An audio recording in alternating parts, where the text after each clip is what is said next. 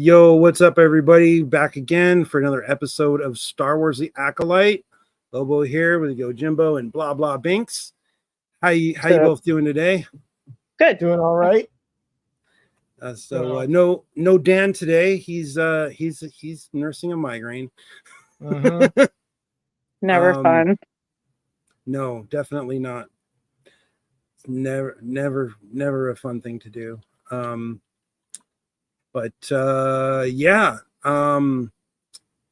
So we got a lot better episode of Star Wars this week than we got last week, in my honest opinion.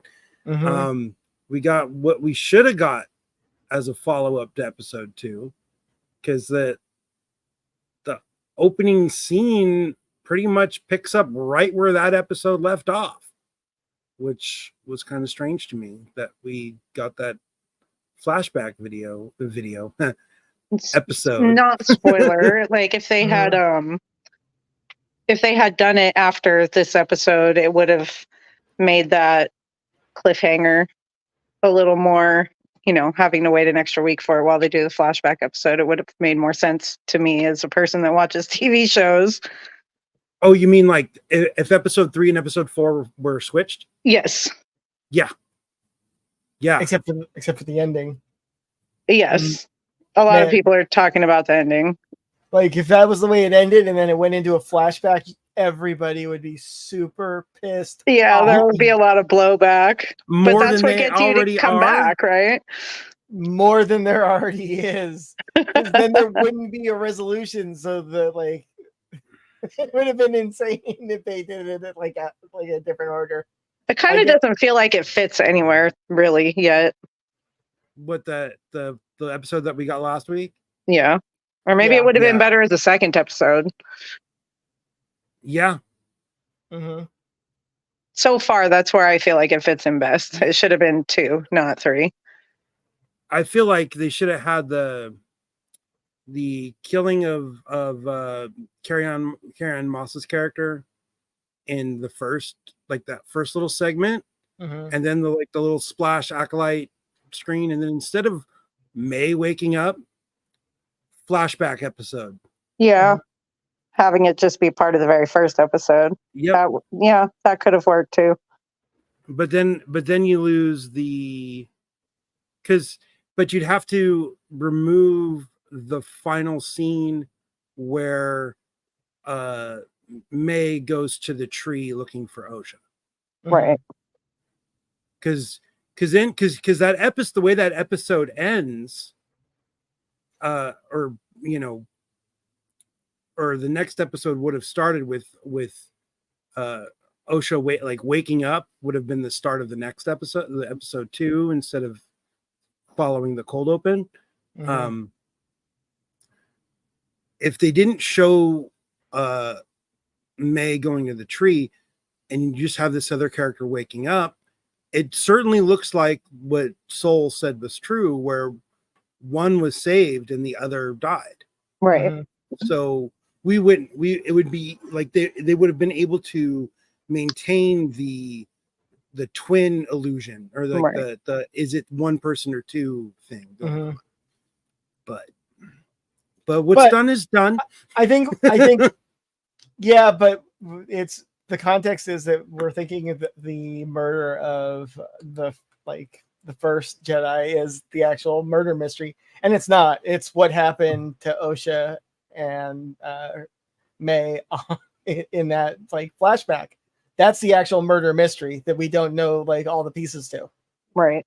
Well, or that's the real the killing of all the witch coven. Yes. Space witches. Yep. And we're still further away than ever from finding out. Yeah. They gave us one partial answer and then 10 more questions. Yeah. But I guess that's what gets TV, gets you to come back to TV. I haven't shared the screen yet. There's I I don't know if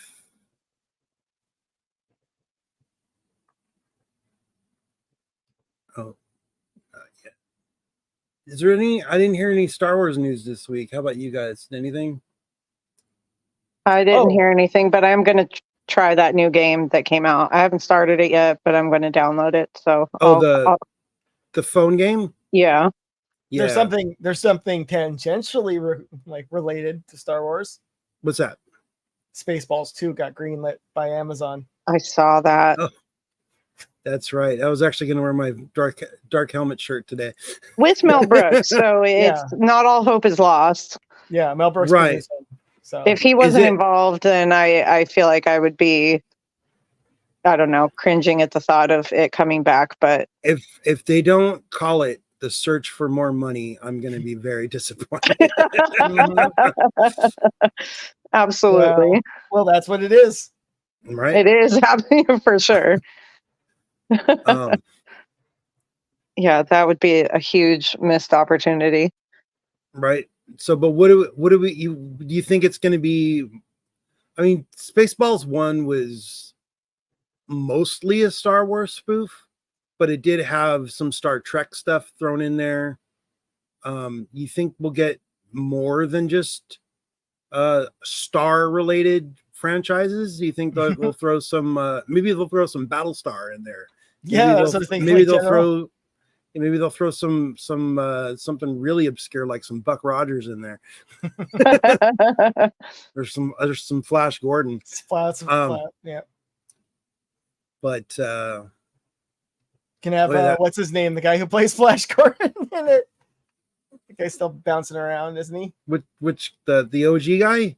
Yeah. No, the 80s. The one from the 80s. Okay. Yeah. I was gonna say the old dude is gone. Yeah, no kidding. I can't remember either one of their names. Sam J. Jones. Sam Jones. Quarterback. No. All I can think of when you say Sam Jones is Sex in the City. So that shows you how much I know. There's a Sam. Is that like Mr. Big's name or something? No, it's actually one of the girls, Samantha Jones. She's the PR lady. Samantha. Yes. Is that Kim Cattrall? Yes. Right. Kim Cattrall. You know what she needs to do? She needs to hook up. She needs to hook up with Kurt Russell and give us a sequel to Big Trouble in Little China. That would be amazing. But yeah, all right. So I guess we should go ahead and jump into the episode. What do you guys think? Okay, let's do it. All right. So this episode was, what is this episode called? Day. And directed by Alex Garcia Lopez and written by Claire Keishel and Cora Donna. All right. I have a suspicion that the next episode is going to be called Night. Yeah. No. Well, okay. So I thought it was kind of strange. I'm a little slight tangent before we fully dive in. The first two episodes were like had like a slash. Like the first episode is Lost/Found. Right. And the second episode is Revenge/Justice. And then we get Destiny, and now Day. Yeah. Which is weird. It is weird. You would think that they would keep following that if they went to those lengths for the first two. Right. But what if they're bracketing them? So then you have. I was wondering the same thing. And then you end up with what the one that goes with Destiny is. Right. So it forms a bracket, double bracketing. I guess we'll see next week.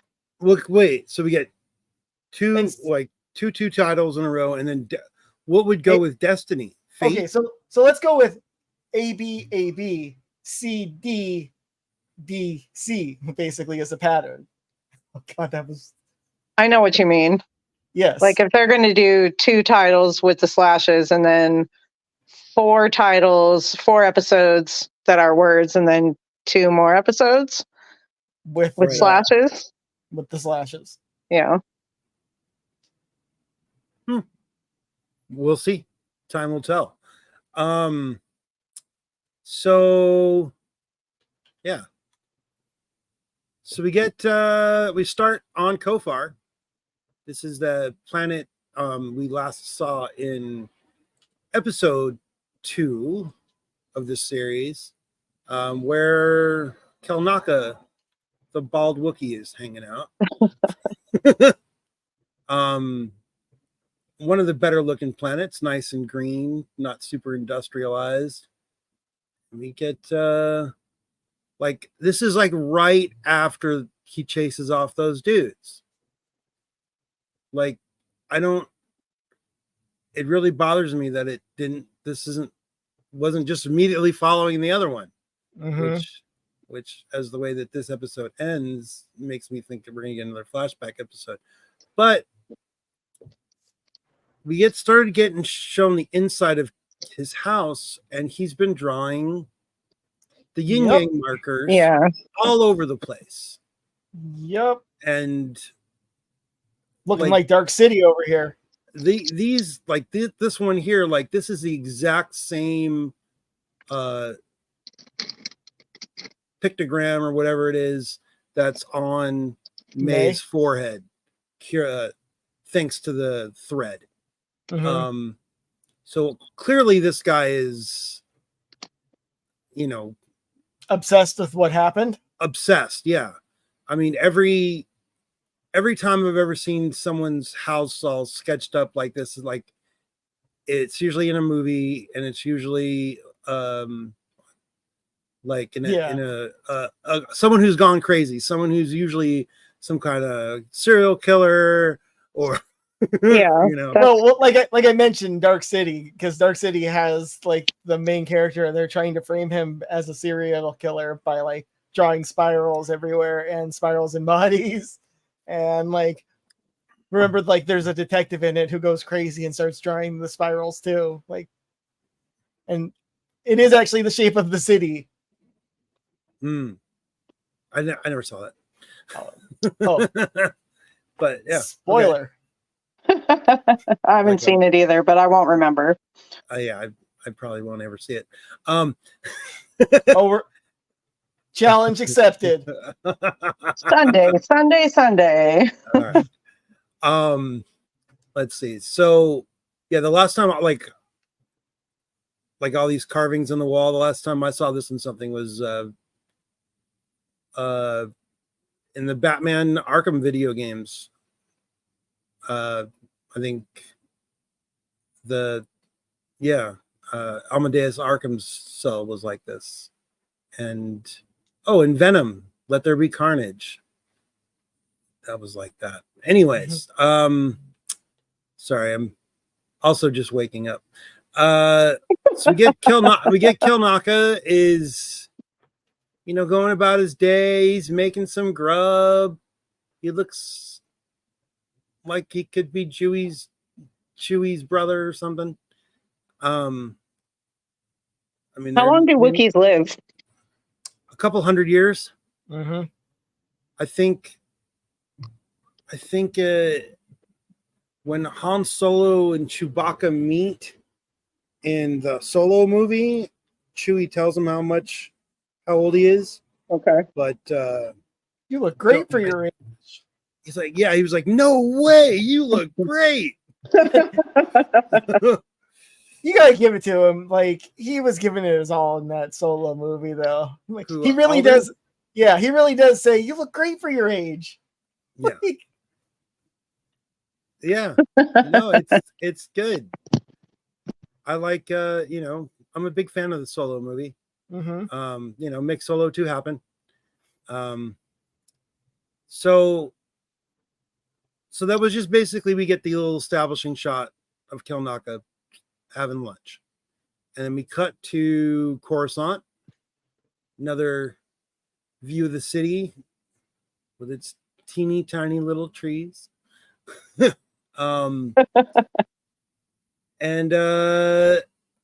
let's see. We get some Jedi training class going on, and now apparently this guy here, I forget his name already, but he is in Amazon in the Netflix Witcher series as one of the I think he's part of the order, and I think he's also a trainer there, but I could be wrong. Is it one of those things where it's like they're getting their stuntman his like SAG card? Yeah, right. But we're basically kids in a kendo stick class for the most part, because they're all just doing. Okay, so here's, I don't know if you're watching this. If you watch TRB, they're like just like 10 minutes ago they were talking about a left-handed force push, and it looks like that's kind of what they teach people to do here, because all these kids are doing that. Yep.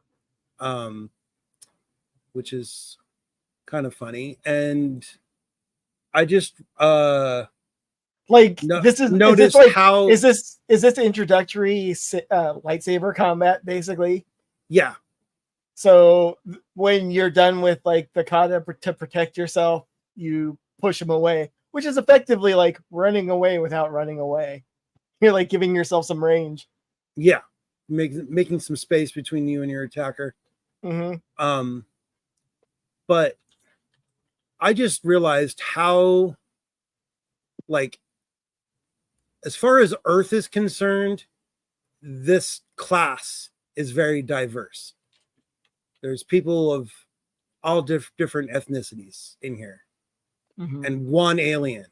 But as far as Star Wars is concerned, there's only one freaking alien. Everybody else is a human. That's not very diverse. No, come on now. That's not a very good head count. No. There should be at least one other alien. At least one other alien. I mean, granted, I can't see everybody's face close up. Maybe they have weird horns or markings, but yeah, that guy's forehead on the left. He's got this guy over here. Yeah. I don't know. But yeah. So they're doing their thing. They dismiss the class, and Osha comes to say goodbye to, oh geez, what's her name again? Jackie. Jackie. Not Jackie. Jackie. Oh, man. That's one of the worst names on this show, in my opinion. It's a pretty bad name. It's uncomfortable to say. Yeah. I don't know. The names are all kind of all over the place. Yord. I mean, what happened to nice simple names like Luke, Ben, Han. Lando.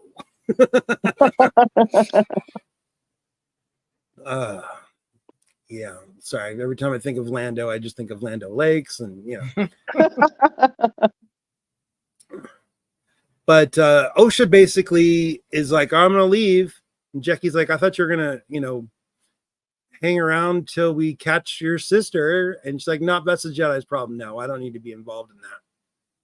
So I thought that was kind of strange that she doesn't want to be involved in it. But that's a good call. Yeah. So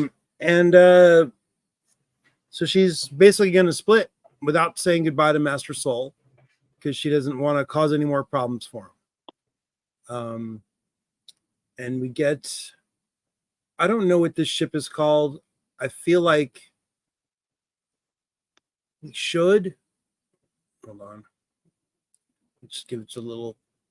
This is May and Keimer landing on the planet. What's it called again? Where Kelnaka is? Kelnaka is. Kofar. So there's been a few people who have pointed this out. They're like unpacking their gear, but there are 3 of these pods that they're taking stuff out of. but there's only 2 people. Is one pod, did they have shared stuff? It looks like she's got 1 and he's got 2. So is that like civilian gear, Sith Lord gear? Like, come on. Like, that'd be. I mean, and this is coming from someone who usually shows up wherever they're going with a backpack. But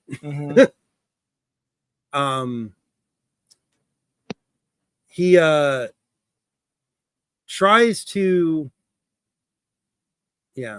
some more stumbling.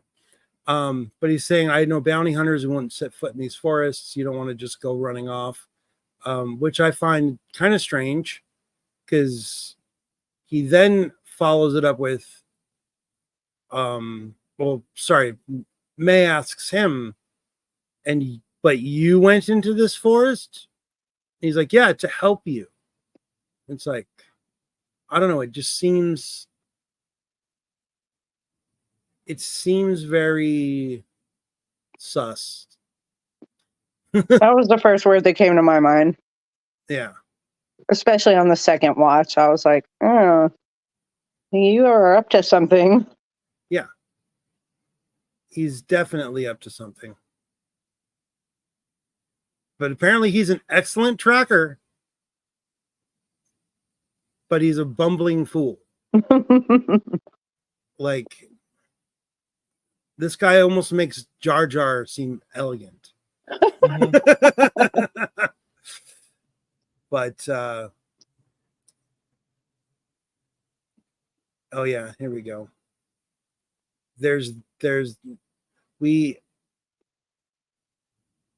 get a little bit of exposition about the deal going on. So you went in there, risked your life for my master, and I'm just gonna let this run a little bit. It just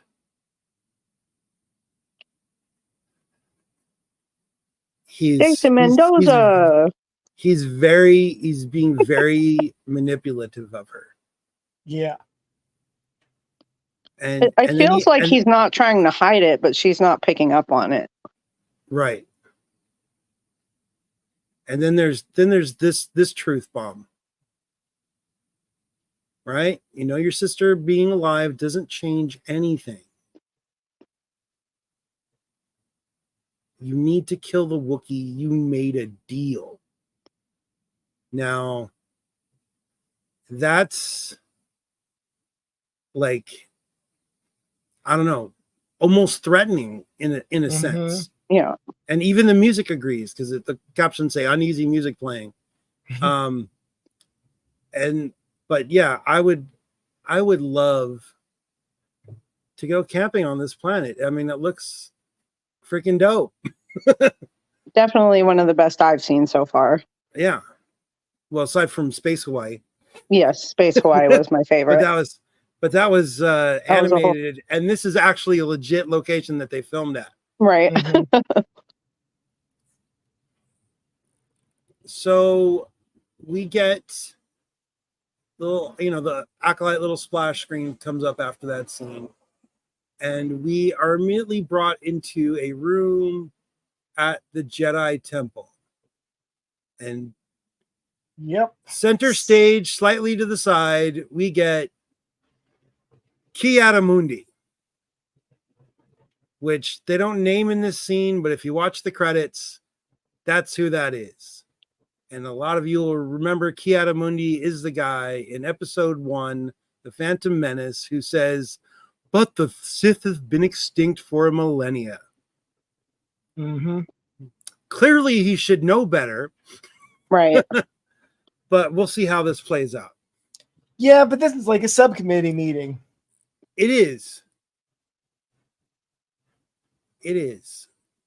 And this is a meeting about whether we should run this up the flagpole. Exactly. Exactly. This is the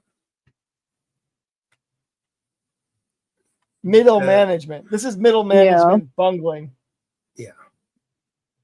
Yeah, and they're talking about her, her skills are very her fighting style is very emotional, but there is skill there, and everybody in this room is dressed in these tacky white and gold robes, except for Master Soul, who's dressed in tacky gold and brown robes. Sorry, I am not a fan of this, the gold from this, like, I don't know, it just seems, I don't know. Yeah. Is there a particular color scheme that Jedi normally wear that's not this? In modern times, it's more just like it's literally natural colors, toned down colors. Right. Yeah, they're like natural looking linen and like, yeah.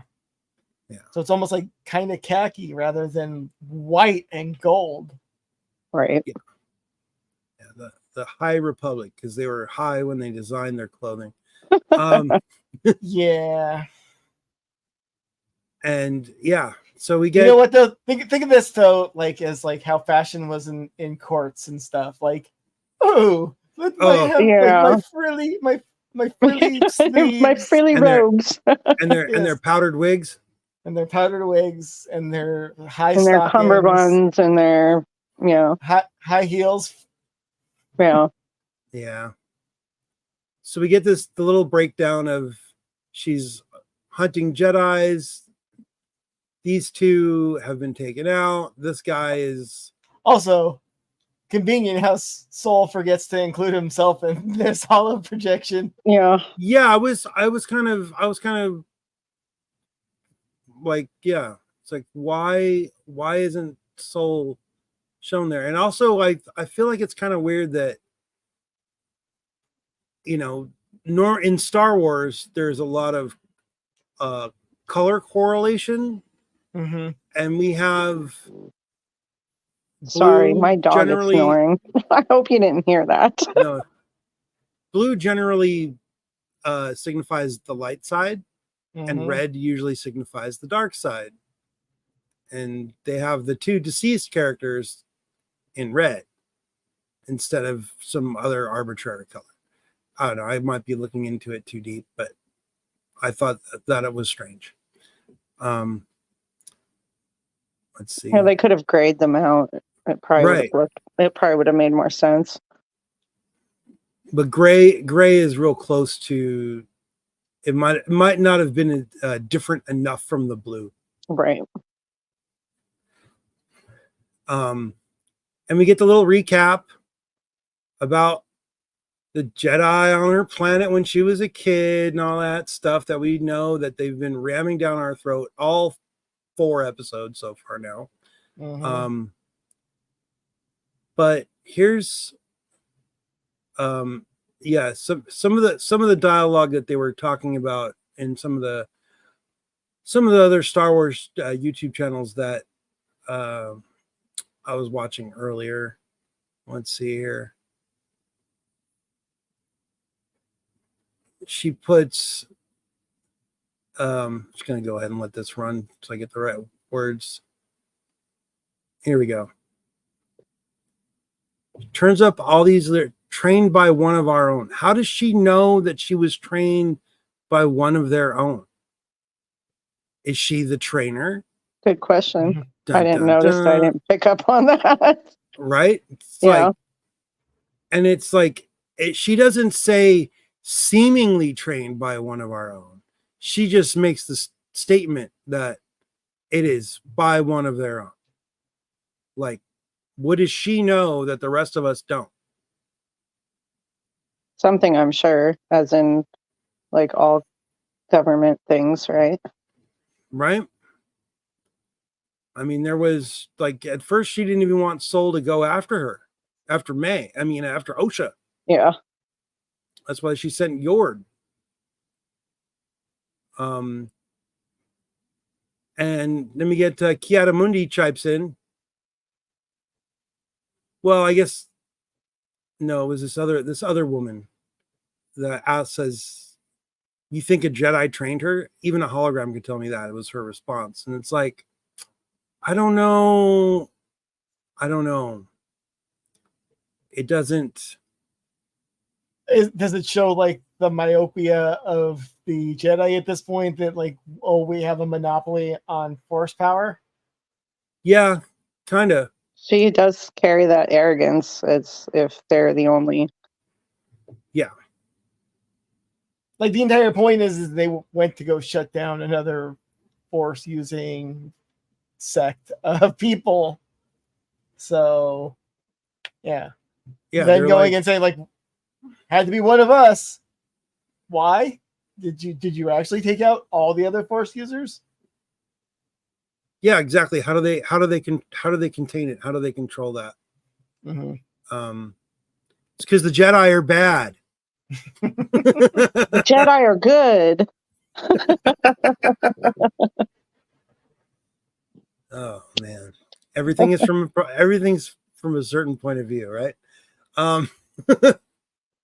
So they end that Jedi meeting. And then Benicio del Toro goes, what? And then walks off.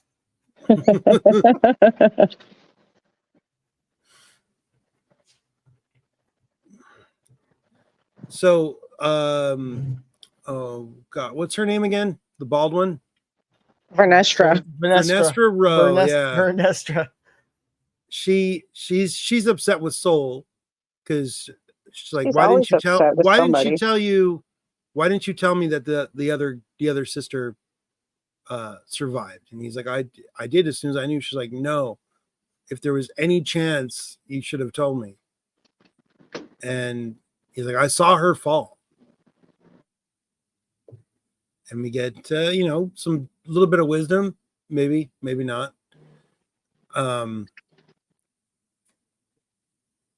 Yeah. And this, I fear May is only a small part of her master's larger plan. Because obviously there's a master.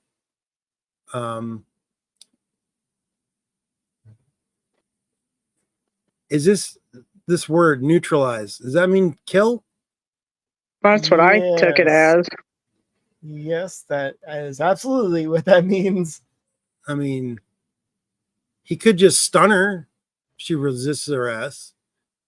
And Right, I thought they had the Force, and they can make them do kind of whatever they want. Why do they have to unalive her? Right? I don't know. They could do. I don't know if they have the tech to do what they do on the Mandalorian and do a quick carbon freeze. Mm-hmm. But yeah. So they get. Let's see, where is it? Yeah, Soul tells Vernestra she will not surrender without getting something in return. And Vernestra's like, do you have something that she wants? And Soul's like, just kind of stares into the camera. And we know that he does with Osha. Osha is something that May wants. But is that gonna come true? Is that gonna happen? We don't know. Let's go take her to him. Let's bring the bait into the trap. And we cut back to the forest planet with Kimir asking, how do you kill a Jedi without a weapon? This is a test, right? And he starts asking all the questions that we've been asking. Like, can you take their weapon and use it against them? Is that cheating? And then he starts with I'm just curious how you're going to do it this time. You failed so much. Yeah. And she's like, I didn't fail. I killed Indara and Torben. And he's like, but you killed them your way. You have to kill the Wookiee without a weapon. Your master wants you to. And then she's like, enough about what you're telling me the master wants. What deal did you make to the master? And he responds with, I didn't. We didn't exactly. And it's like, well, what are you hiding there? You didn't Sus. make a deal with who? With yourself? You know, like that's how it, to me, that's how it reads. But he just owes him, he says. And it's like, come on. And then he's like, he collects people. And May follows that up with, I've never seen his face, have you? And he's like, you know I haven't, but very stammerish, you know, he doesn't. He went into Mendoza mode. That's what I'm going to call it from now on. That's his name on Good Place or what? Jason Mendoza. Okay. All right. And we get this nice line from May. Can't believe my sister's Jedi scum. Yeah. I feel like she says that to see what he says. The way she looks at him afterwards, I don't know. Yeah. I feel like there was weird intent behind that question. Yeah. No, that's definitely because he does like he's like he just looks like he's making stuff up. Like like he has to think about what he's going to say, especially when she says, how was she when you spoke with her? And he just decides to lay it on thick and say, let's see, I'll just let it play. Seemed in way over her head. And she was really fond of that one Jedi master. What's his name again? Soul. And it's like, I didn't get that from episode 2 when Osha meets Kymer in the little bodega where they sold the poison. Like, I don't know. Did either one of you pick up on that? No. Yeah. Like he was clearly the Jedi in charge, but he wasn't like special interest or something. Right. So I thought They just both seem like they're playing each other right now. They're both like trying to get information without trying to seem like they need information. Right. Yeah, because like May, like this is like the first episode where we really see May not as driven as she seemed to be in the prior episodes. Yeah. Even when she was you know, a kid, she seemed more driven. But oh wow. For a split second, I thought this guy back here was the Cyclops from Fallout 4. This guy over here. So we get like Pip gets repaired, and Master Soul goes looking for Osha, and finally finds her. And oh wow, I just noticed something right now that I didn't notice the first time. Okay, well, first of all, there's that creepy looking alien dude next to him, right? And I don't know what species that is, but I'd be terrified if I woke up and that was walking around in my house. And then we get this little cat looking thing in the background here, and that's like the same species that is in Bad Batch. Season 3, the little like the one that the baby that gets kidnapped and brought to Mount Tantus. Like that's the same species there walking in the background. I didn't notice that first couple of skim. Of course, they didn't give it a face. No. Oh yeah, they did. It's in the previous shot. Yeah, like when she's saying, "I'm glad we got you serviced." Like a little bit before that, you can actually see its face, and yes, it is. It's that one of those cat things. 1041. scene transition. You'll see it in the background. Oh, okay. Yeah. It almost looks like one of those, those good luck cat things they have in a lot of sushi bars and stuff. Mm-hmm. But also it's got 4 ears. Mm-hmm. At least I'm assuming that it's symmetrical on the other side. But I mean, it could be weird and just have 3, but still. I mean, it is Star Wars. Things get chopped off kind of regularly. So Soul talks Osha into going on this journey with them, because when he said when he's told May that you are alive, her demeanor changed, which kind of goes along with what we were just saying about May doesn't seem as driven in this episode as she has been in the past. Yeah, I think doesn't he specifically say like something in her softened? Yeah, she became a different person. Let's see.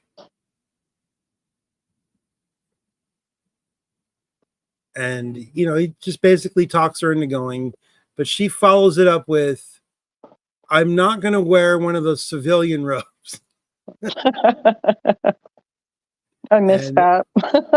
Yeah, here. I'm waiting for it to. Yeah, he does say he softens, and yeah.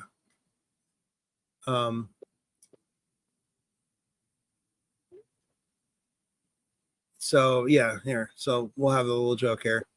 I am not wearing that civilian robe, and of course, we get hyperspace travel and civilian robe. She doesn't look happy, but we get some Yord. Yord is back in the fold. Apparently, there's a little clique of people here on YouTube that are in social media in general that have decided to call themselves the Yord Horde.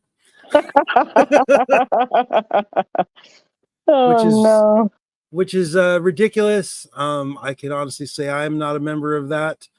What? Oh, okay. And yeah, it's well, really. I mean, the only two that really, actually, really the only two that are really, I think, in that are Molly from Star Wars Explained, and maybe one. Yeah. But still, it's apparently they've been trying to get a hold of Kelnaka, and he's not responding to any of their communication attempts. And while he is while Yord is giving the breakdown of the scenario to everybody on the ship, we get Pip is kind of fidgeting around on Osha's belt because it realizes it's being stared at by this new character, which apparently has appeared. Cute. It has appeared in other Star Wars media. One Legends book and another, I forget what the other thing is. And for some reason, the name of it is escaping me right now. But Basil. Yeah, Basil. No, his species name. Oh. Tynan. Yeah. He's a Tynan. And apparently, like in other media, they've been able to speak basic, aka English, but not in this for some reason. It's, I don't know. That is clearly an attempt to, we want to sell a toy. I mean, I feel like Pip was that too. Yeah. But he stares at Pip long enough to get sprayed in the face with a water stream. And I don't know how Pip has as much water as he does inside of that little bit. He's also a fire extinguisher. So, yeah. I mean, like he can make plasma too. So I'm not that surprised that he's got all kinds of containers. I don't know. It just seems like a lot to have in a little, basically a modified tape cassette Walkman. Mm-hmm. But it's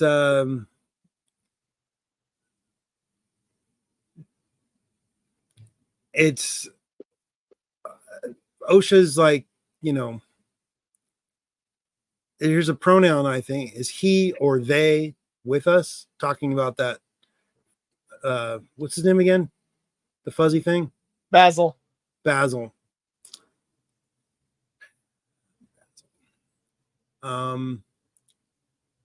And Yord catches OSHA again during a briefing, talking in class, basically, like like she got in trouble with her sister for doing with the mom, but Yord doesn't push them down like the mom did, but he addresses her as civilian. Yeah, which is weird because he knows they're her on name. a first name basis. They were in training together, like.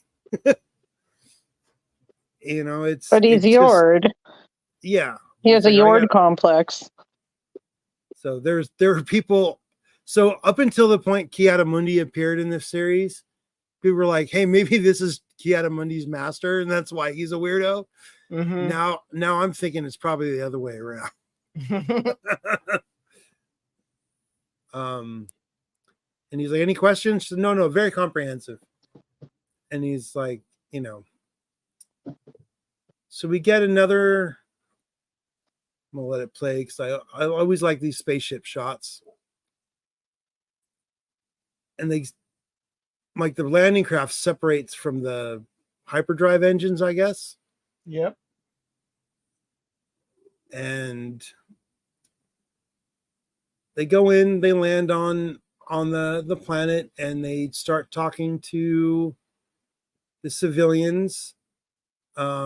Jackie has this device where she speaks into it and then plays the recording. It translates what she says into this guy's language and then goes back and forth, which is kind of cool. I think it's weird that they're using an external device like that and don't have some kind of headphone implants or something. I don't know. But it's kind of cool. But then we get Yord decides he wants to be kind of a jerk. And he's like, "Give us your stun gun back."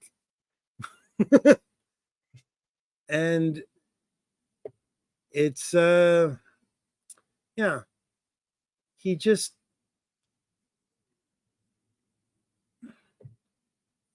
sorry, I keep like pausing in my thoughts. What a weird group of people, right?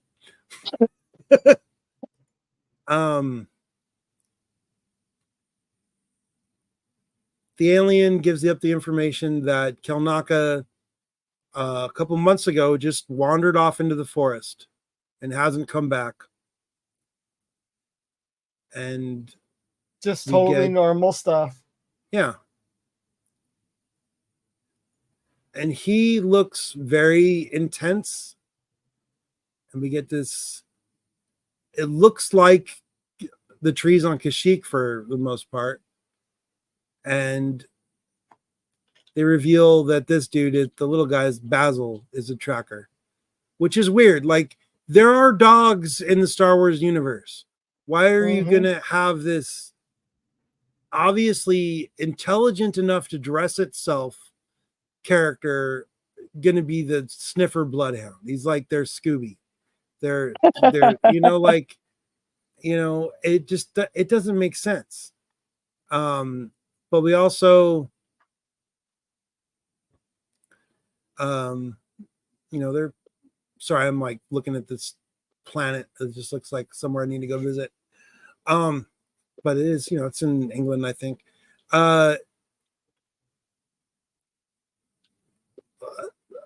Yord seems to be able to communicate with Basil, and Osha's like, "Whoa, you could actually understand this guy." And he explains, "Yeah, a lot of Padawans want to learn Shriwook, which is the language of the Wookiee."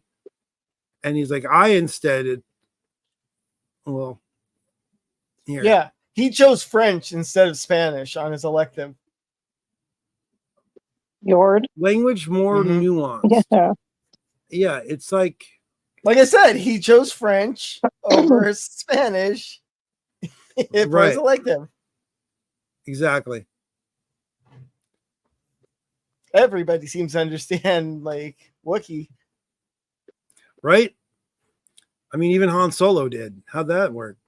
Right? When was he ever exposed to it? Right? I mean, well, he did run with gangs and stuff. Maybe he just kind of picked it up. I don't know. Do they have like space babble? But we get Osha basically asks Yord, he's like, if we have to fight May, you need to kill her. I can't do it. Like Osha's basically giving Yord permission to kill her sister, which is kind of intense. Like, and he's like, she also tells him that Soul thinks May can be saved, and Yord's like, Soul is a wise Jedi. May has been your wound. You need to heal on this. And yeah, it just, sorry, I'm like thinking about stuff that's later in the episode. I'm like trying to recalibrate every time. That's what all my little pauses are. So we get a little classic little Star Wars wipe again. I don't know. I just like dig these. We get May and Keimer running into a forest. It looks very spooky, seems very dark sidey. And they go in and they're going along.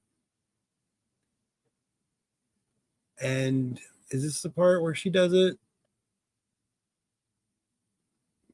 Oh no, not yet.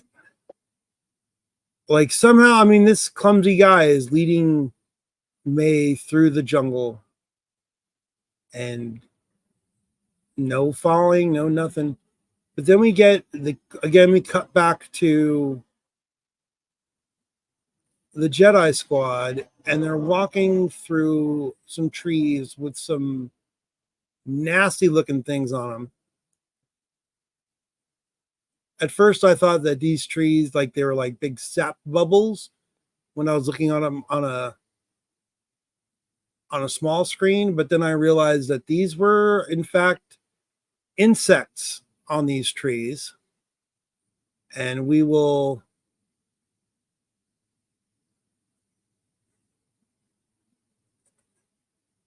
he said, yeah. Apparently Basil knows something that the Jedi are unable to pick up on, which is kind of strange, right? I mean, unless this place is just dark side and the dark side of the Force shrouds everything. They what are the right words? He says something's not right, and they should keep moving. Something's not right. Something's rotten. Keep up the pace. Keep down the volume, and they start going through this section. But for some reason, Osha has to go ahead and touch one of these things, waking it up, and then it, like, I'm really surprised only one of them woke up. I mean, unless they didn't have the budget for it. Yeah. And it like when it started flying around and snarling, like I thought it was going to wake up all the other ones, which would have made a really intense scene. And but they wanted to give us the shortest episode yet, so we didn't get that. Right. Exactly. Let's see if I get a good. All I could think of was it was like a forest rad roach. Yep. Right. Yeah. I mean, it's not really a good. I mean, that's a freaky looking thing. Yeah. And these are they're called. It says in the subtitles that these things are called umbra moths. Yeah. Which, I don't want. Yeah. It's not friendly, but still, they're running through this, and how are none of these other creatures awake? He chops the thing in half. They kind of seem like they're like incubating or something, or growing, or wait till night. Right. That's what everybody's been saying in the other streams is like they set this one up. Yeah. And they are they are night creatures apparently. And they established that they're attracted to light because it went right for Soul's lightsaber. And the means of defending themselves are light emitting. Yeah.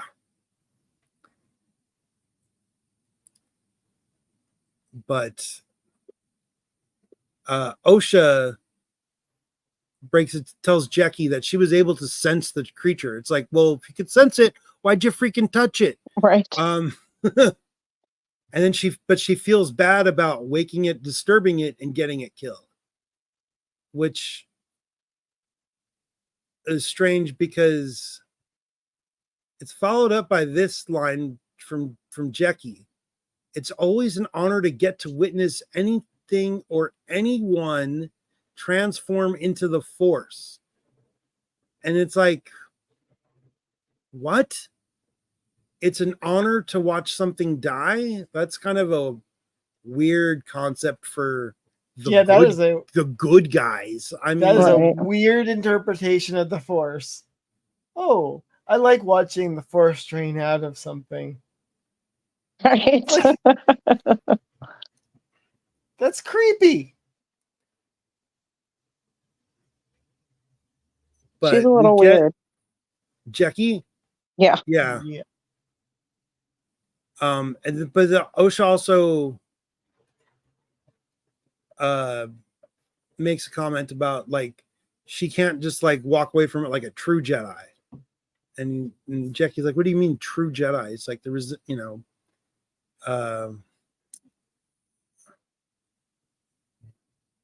she's like, Osha says, I couldn't accept what I lost or how unfair it felt. The resentment that I felt for my sister, even though I missed her for, she's a murderer, but I missed her. And Jackie does drop some decent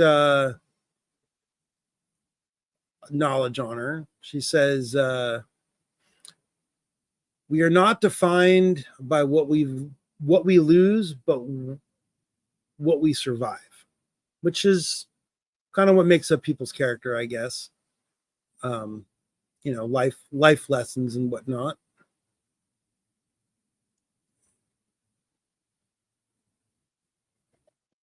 Weird.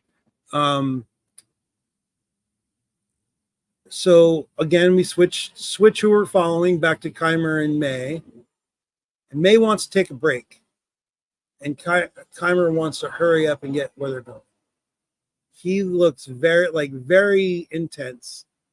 But May does bring out a good point. She's like, I don't want to hike all day and then fight a Jedi Wookiee unarmed, which, Well, we have some comments. Oh, how about that? Hey, Jacob. 8 Jedi get squat. Yeah, exactly. But again,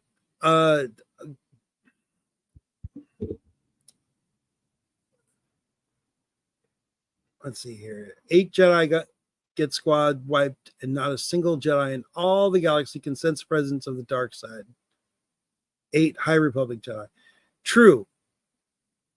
But I mean, in episode 1, The Phantom Menace, the Jedi Council was dealing with Palpatine directly, and they couldn't sense that he was, the Dark Lord of the Sith. So Yep. The dark side is, I guess, just that powerful, that the regular light side Jedi are just kind of. It has ways of hiding in. Yeah. It's searching for a needle in a stack of needles. Right. They're looking for a pin in a stack of needles. Yeah. Right. Like they're looking. Yeah. It's just. It's. There was probably a lot of background noise too, of Force sensitives. Right. But so we get May and Keimer take a little break, and May's having all kinds of a personal dilemma about going after the Wookiee, and she's like, how do you kill someone like that unarmed? Like, it's not the Jedi. It's like, especially going after a Wookiee. Yeah. Because Wookiees, even if a Wookiee doesn't have a weapon in its hand, it still has its hands. It is way stronger. It's super strong, and it has freaking claws. Yeah, it's not supposed to use it on for combat, but we all saw the other Jedi's face. So, but here's another thing here, though. This is May saying what the master told her. He said, your final lesson is one you teach yourself, which is kind of strange.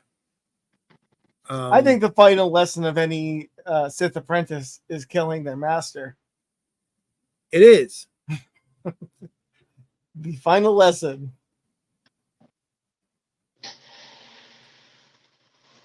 And she's like, oh, let's see, is this where she does it? Yeah. Keimer's like, it's not an impossible thing to do. And May's like, I want this more than anything. And he's like, and if I don't kill him, he'll kill me. And like, oh, we can't have that, can we? And Keimer goes and rushes off.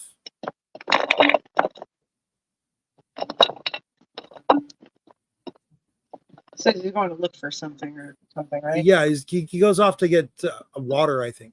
Oh, yeah. Wink.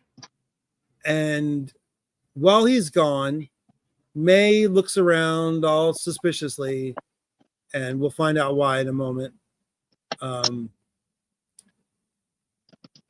And the Jedi squad finally comes out of that area with the Umbra moths and have lost their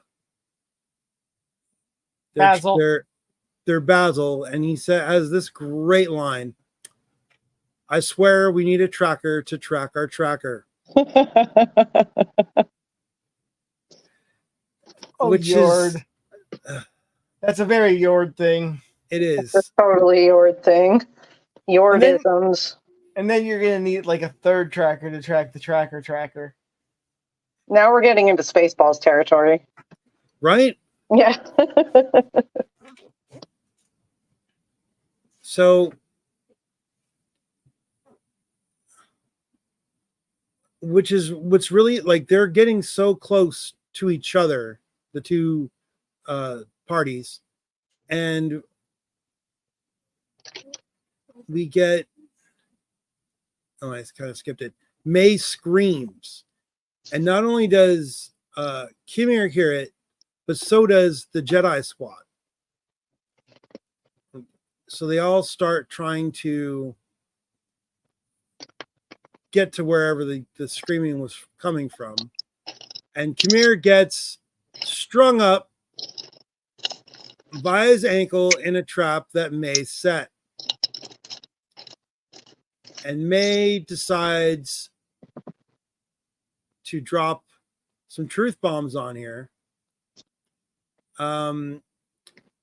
She realized that she doesn't need to do what she's doing anymore.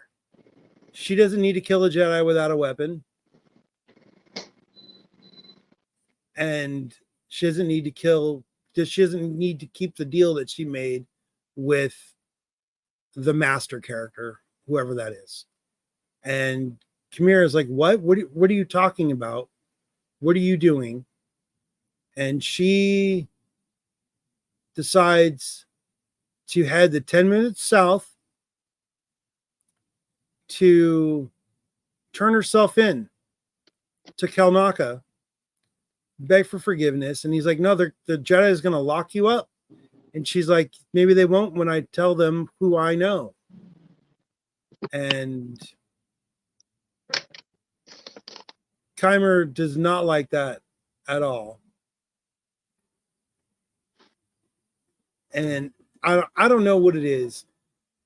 Is it every scene or every other scene that Soul has this, like, I can't quite read that cue card, let me get closer to it? No.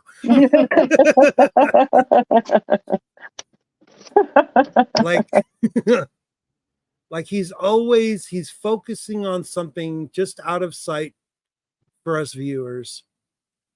And he was definitely doing it in his previous scene. Right. Like he is definitely sent, like just looking at him, he is sensing something off. Something's not quite right. You know, like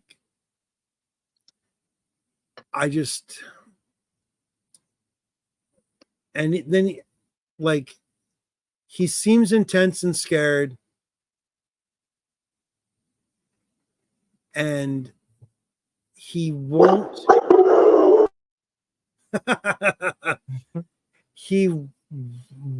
tell her what he's feeling or sensing or what he knows even. And I feel like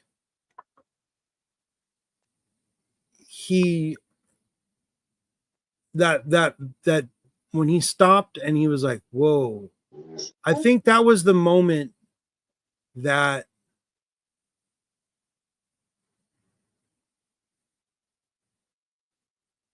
I could be wrong. I think that might have been the moment that what happens inside Kelnaka's hut happens. Oh, yeah. It seemed very reminiscent of the scene in the very first Star Wars movie where Obi-Wan, like right after he was doing the little training thing with Luke, kind of goes, like he kind of takes a step back, he sits down, he's like, I felt this great disturbance. And I feel like that was, fairly similar. But now we get May and Basil. And Basil freaks the heck out and starts yelling. And May runs past Basil.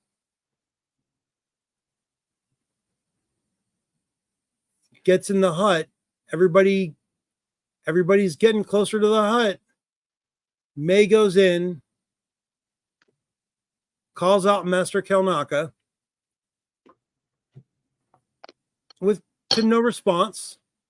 And he's just sitting in the chair. He's kind of leaning in the chair. He is kind of just leaning in the chair. And we get a chest wound that's still smoldering. So whatever did this just did it shortly before May gets in the room. And of course, we could see even more drawings of the yin yang swirl going on everywhere. I was a little bit disappointed with this guy already being done. Like there's Yeah, he hasn't done anything yet. yeah, there's smoke coming off that wound. I was reading something though, and I mean we've already talked about how we think there's going to be another flashback episode, but this kind of confirms it. Something I read points out that in the trailer for The Acolyte, there's a scene of Kelnaka jumping off of something with a lightsaber that has not happened in anything we've seen yet. Right. So that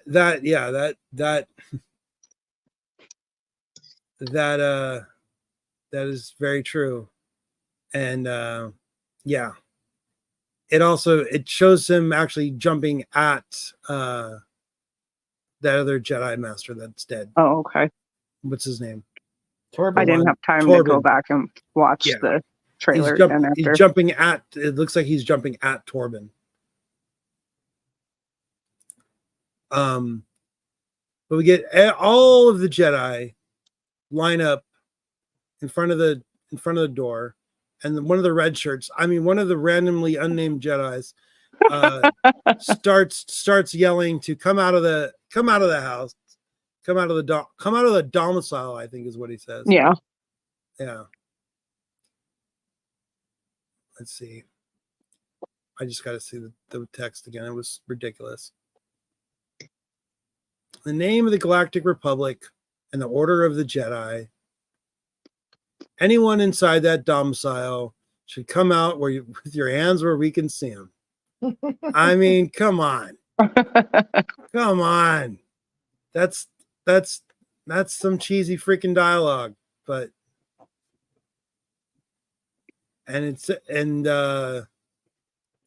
Yord, of course, and that means you, May and Aisa.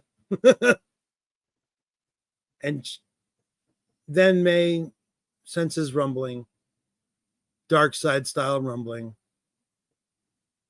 She's still hiding in the house and is peering out the window, or the crack in the door, I should say, to again Soul sensing something off camera and looking away.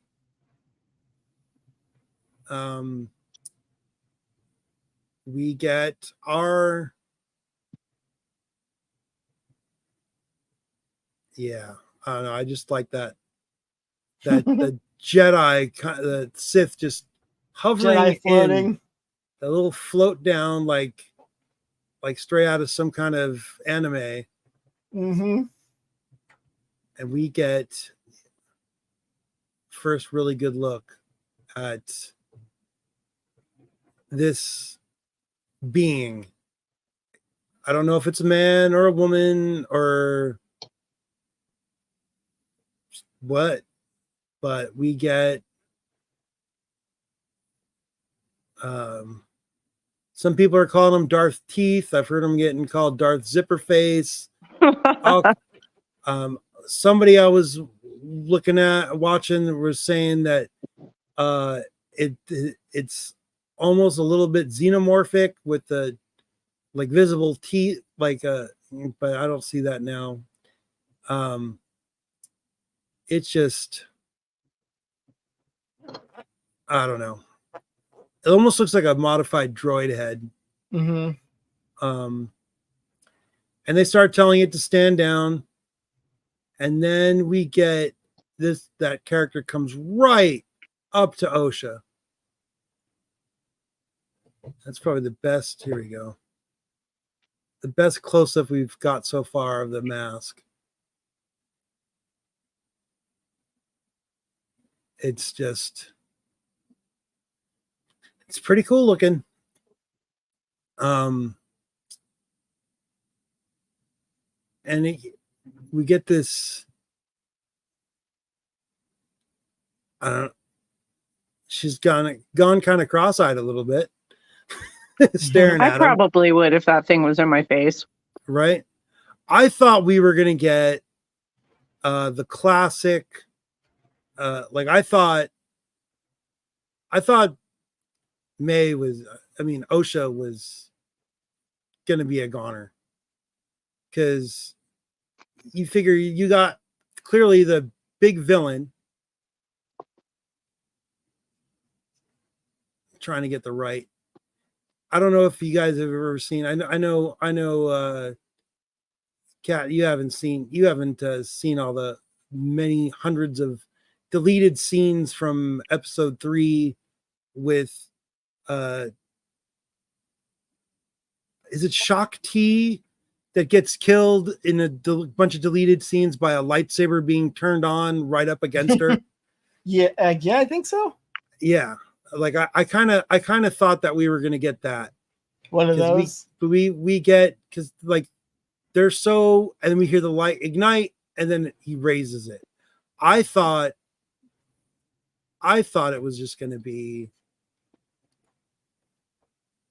quick, but then we get. I'm just gonna go ahead. Lightsaber on, series over.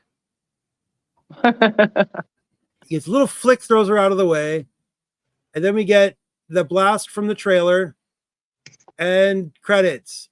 Come on. Yeah. Yep. Come on. Really? I think I audibly gasped. I couldn't believe it was already over. Yeah. This was probably the shortest. So that was the credits start at 28:30. And the actual episode doesn't even start until 1:30. Yeah, not counting the Lucasfilm Limited thing, 137 is the shot of Kofar with the title card. Right. It was a really well-paced episode as compared to all of the rest of them. It just ended too soon. That's because it was well-paced and right. short. Yeah. It was also short. It was, yeah, it's probably so far out of this series, probably the best episode so far out of the 4 that we've got. I think I like this episode the best so far. I think despite its shortness. If this episode aired last week, instead I of think the runtime, I think the runtime's starting to bite him in the ass, though. Yeah. I think the episodes are kind of just too short in general. Yeah. Like we're getting basically a half-hour show for every week. Right. So. And then, someone was saying that they could have at least, released 2 episodes at a time, so you felt like they weren't so short. This one obviously has been the shortest, but it would have been nice to have it paired with something else. Exactly. Like if they had this episode, I don't know, air last week instead of the one we got, though, I think the vitriol that's out there would be a lot less than it is. Right. Like they did before last week's episode aired, they were like, this is going to be the episode that divides the fandom, like we're not divided already. Right. But this is the one, though. That was the one. Like, well, I hope that meant that was this is not the greatest episode. I think that's what they meant. But they didn't use those words. But yeah, I don't know. I feel like I really just feel like they should have. I guess were we talking about this before we started streaming, or was it after? I think we were already on. Last week's episode should have been edited into the first episode. Yeah, that was the beginning of this one. Yeah, like because the way that this picked up right after the events of episode 2, it just, I don't know, it feels like Star Wars. This one felt like Star Wars. Last week's episode didn't feel like Star Wars. It felt like something trying to be Star Wars. Not quite the real deal, but this felt more like the real deal. I mean, as a noob, I can say the same. I mean, the editing, the scene cuts, just the overall feel of it was what I feel like Star Wars is. Yeah. And then there was, if I remember correctly, I have not rewatched episode 3, but there was none of that. Right? Scene cuts were all different. No, I'll have to rewatch it. No Yeah. wipes. No wipes. Right. It didn't feel Star Warsy. This felt Star Warsy. Mhm. It's picking Maybe up. just like director style Yeah. being different. Well, the guy who directed the last episode was it the guy with the one name? Yeah. Um, Kogonada. Yeah, Kogonada. Yeah. Maybe Star Wars isn't for him. Like, or at least not this. That type of episode, maybe. That story wasn't for him. But we are now all caught up with everybody who got screeners for this show. Everybody's on the same page now. No one out has seen in the ether outside of Lucasfilm and Disney have seen any more episodes than we have. We're all on the same page now. What I do like about this is that there was some people theorizing online last week that May and Osha were like the same person and all these weird things. It's clearly not the case now. No. It's clear. It's that whatever prompted that theory has been totally squashed, which is great because I thought that theory was just ridiculous. And I was shocked when I saw it on certain Star Wars YouTuber pages that I watch. And yeah, I don't know. Like I said, I feel like this was, hey, aggressively relaxing. How you doing? I think I've seen you before somewhere. Maybe on was it on Boba's page? Boba Talks. It's yeah. I don't know. I'm reinvigorated by this series. I was very on the fence last week. Now I'm very looking. I'm excited for the next episode for sure. The third episode leading into this, I was not, anticipating it as much as I'm already anticipating episode 5. Yeah. Episode 5 is a good thing. I mean, Empire Strikes Back is episode 5, right? But and yeah, thanks for the subscribe, aggressively relaxing. Appreciate that. Yeah. Yep. Thank you. But yeah, I guess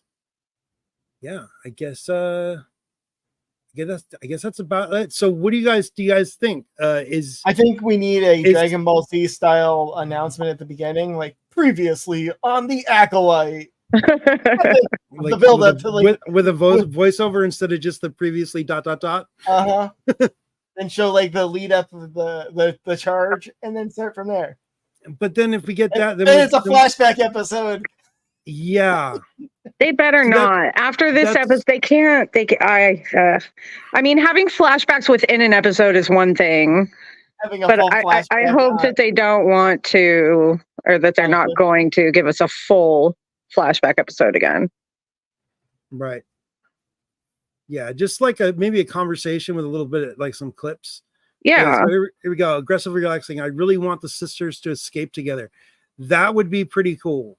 Mm-hmm. Like if everybody on that planet gets wiped out except for May and Osha, and they just kind of just take off. I mean, Kiadamundi won't get his reason to believe the Sith are not extinct, or are extinct. Wait, yeah. Yes. You know I mean? Oh no, he's gonna keep on believing. But we do there. So in the trailer, we have a couple scenes still that we haven't seen in the show. Mm-hmm. Like you were saying, got the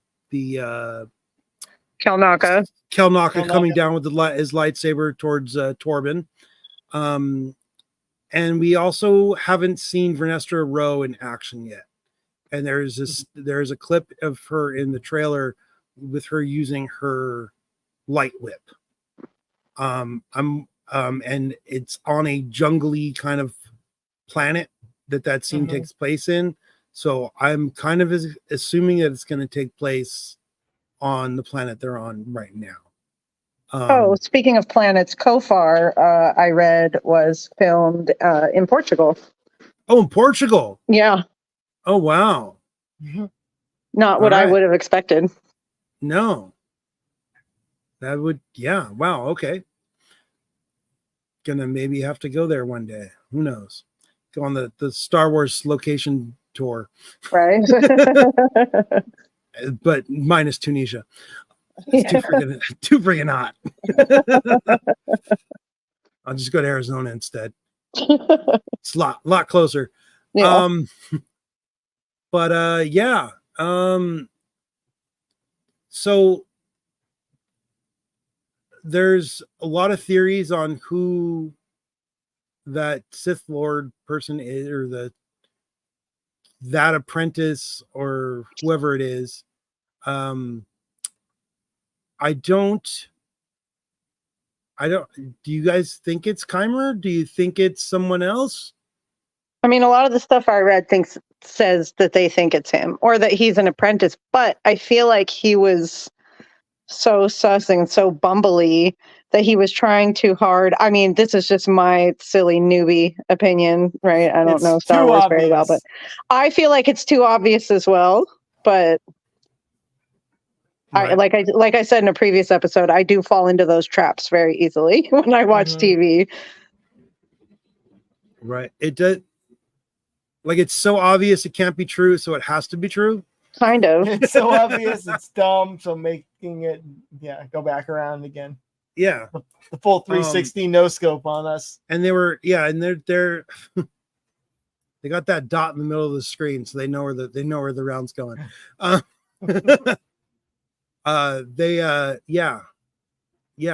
There's a lot of theories that it's gonna be Master Indara faked her death in the first episode. That's reaching. Although I wouldn't mind seeing more Carrie-Anne Moss in action. Right? Yeah. So, but I don't know. I guess hopefully we'll be able to find out in the next episode or two. There's only 4 episodes left. I can't wait to see the rest of the series. Yeah. The episode itself was about a half an hour, and we've been going for about an hour and a half. I think we're good. I think we covered everything. Yeah. I guess please like, share, subscribe, tell your friends.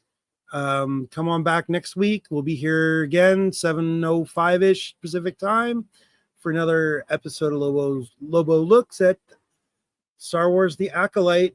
And with that, we are out of here. May the Force be with you.